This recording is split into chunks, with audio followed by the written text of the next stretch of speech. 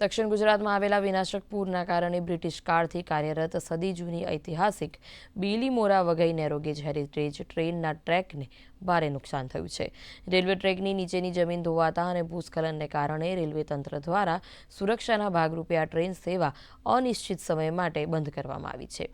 નવસારી અને ડાંગ જિલ્લાના આદિવાસી પરિવારો માટે રોજગાર, શિક્ષણ અને આરોગ્યની દ્રષ્ટિએ જીવાદોરી સમાન આ ટ્રેન બંધ થવાથી મુસાફરોને ભારે મુશ્કેલીનો સામનો કરવો પડી રહ્યો છે।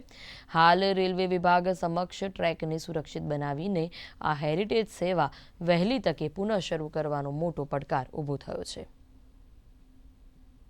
બીલીમોરાથી વઘઈ નેરોગેજ લાઈન એનું ઘણી જગ્યાએ ધોવાણ થયું છે અને ઘણું નુકસાન થયું છે અને ટ્રેક પર આમ તેમ થઈ ગયેલી છે। એના કારણે આપણી નેરોગેજ લાઈનની આપણી સરા ટ્રેન બંધ છે।